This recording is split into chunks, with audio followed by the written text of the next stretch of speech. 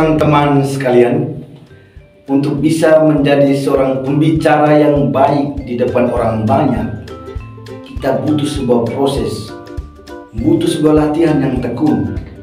Dan pada kesempatan ini, sebagai orang yang sedang dalam proses, saya membagikan kepada teman-teman tentang proses latihan saya untuk bagaimana bisa melafalkan kata-kata secara jelas, sehingga apa yang saya sampaikan bisa dipahami oleh orang lain. Dan latihan yang saya gunakan pada kesempatan kali ini adalah dengan mencoba untuk membaca teks kitab suci dengan intonasi, dengan pelafalan yang jelas, sehingga bisa membantu orang untuk memahaminya.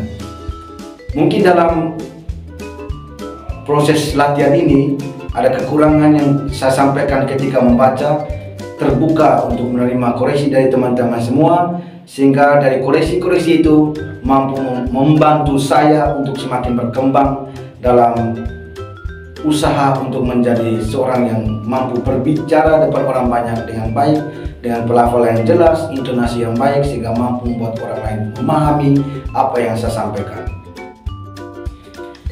Untuk itu, saya mengajak teman-teman semua untuk menyimak hasil latihan saya yang saya tunjukkan dengan mencoba untuk membaca teks kitab suci, terutama dalam Kisah Para Rasul. Semoga latihan saya ini bisa membantu kita semua dan dapat menjadi peluang bagi saya untuk lebih berkembang. Pembacaan dari Kisah Para Rasul. Pada waktu itu terjadilah kerusuhan di kota Berea. Maka Paulus pergi dari sana.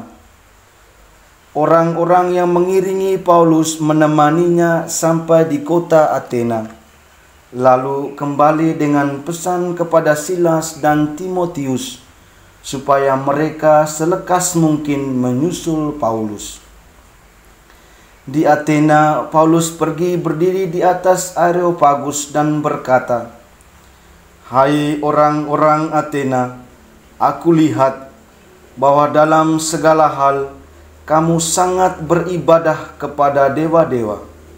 Sebab ketika aku berjalan-jalan di kotamu dan melihat-lihat barang pujaanmu, aku menjumpai juga sebuah mazbah dengan tulisan kepada Allah yang tidak dikenal. Apa yang kamu sembah tanpa mengenalnya, itulah yang kuberitakan kepada kamu. Allah yang telah menjadikan bumi dan segala isinya, Ia yang adalah Tuhan atas langit dan bumi, tidak diam dalam kuil-kuil buatan tangan manusia. Ia juga tidak dilayani oleh tangan manusia, seolah-olah ia kekurangan apa-apa, karena Dialah yang memberikan hidup, nafas, dan segala sesuatu kepada semua orang.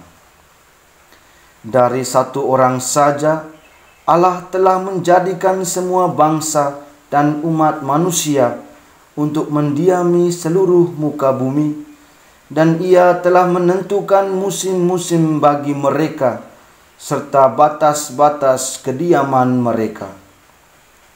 Maksudnya supaya mereka mencari Dia, dan mudah-mudahan menjamah serta menemukan Dia, walaupun Ia tidak jauh dari kita masing-masing. Sebab di dalam Dia kita hidup, kita bergerak, kita ada, seperti yang telah dikatakan juga oleh pujangga-pujanggamu. Sebab kita ini dari keturunan Allah juga.